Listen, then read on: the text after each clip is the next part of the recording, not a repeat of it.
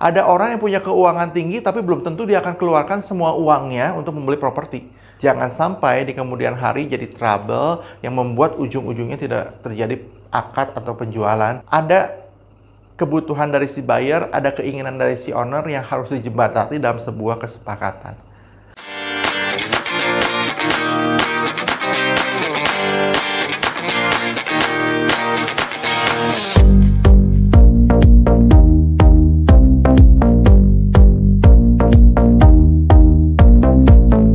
Sekarang kita akan membahas, teman-teman, ketika jadi agen properti, bayangan teman-teman adalah terjadi penjualan. Itu salah? Enggak. Itu benar? Enggak juga.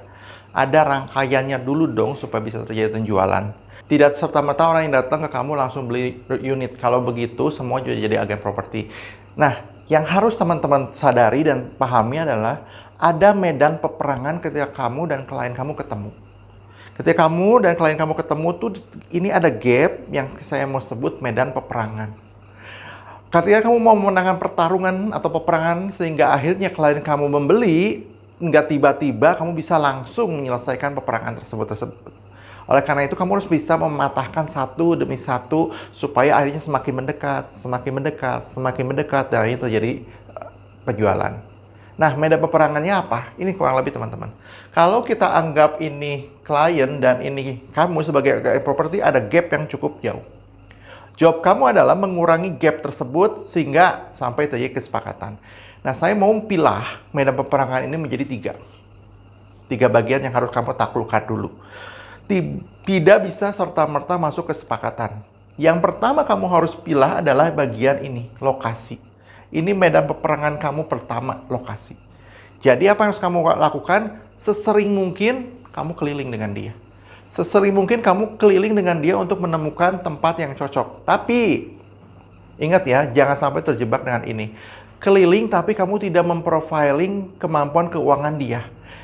Keliling tapi kamu tidak memprofilingkan kebutuhan dia seperti apa. Akhirnya kamu hanya keliling-keliling dan habis waktu tanpa medan peperangan ini dikalahkan.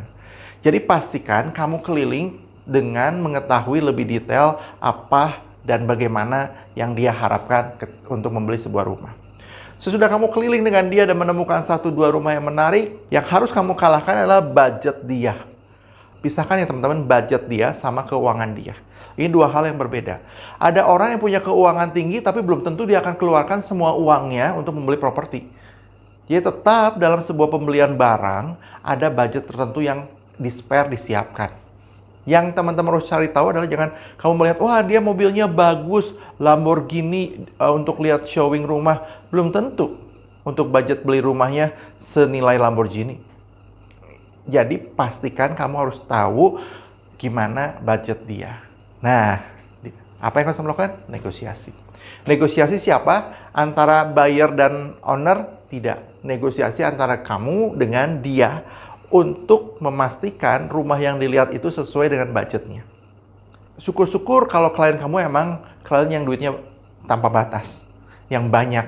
Jadi budgetnya relatif lebih lunak. Cuma sekali lagi, tetap ada budget. Jadi kamu harus pastikan tahu budgetnya di mana. Sesudah mengalahkan dua hal ini, kamu akan masuk lagi ke yang ketiga, kesepakatan. Kenapa ini harus dikalahkan?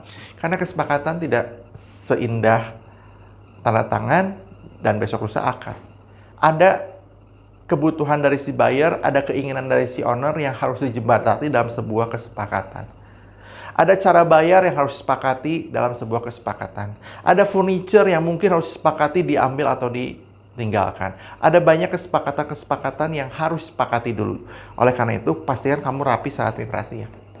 Jangan sampai di kemudian hari jadi trouble yang membuat ujung-ujungnya tidak terjadi akad atau penjualan karena ada 1-2 hal bagian administrasi yang kamu lupa tidak kamu bahas, malah berakibat cukup fatal. Ini medan peperangan. Jadi bayangkan teman-teman, ketika kamu ketemu klien, anggaplah kamu sedang berperang dengan dia. Job kamu adalah menaklukkan dan mengalahkan dia. Dan ini caranya. Bagi menjadi 3 bagian, menangkan 1 bagian demi 1 bagian. Dan kalau kamu menangkan 3 bagian ya, saya nggak tahu berapa lama kamu akan memenangkan itu. Tapi kalau kamu memenangkan 3 bagian itu, saya yakin kamu akan dapat cuan. So, mulai dari sekarang, memilah, memikirkan sebuah pertarungan menjadi slice demi slice. Kalau kamu merasa video ini menarik, share kepada yang lain.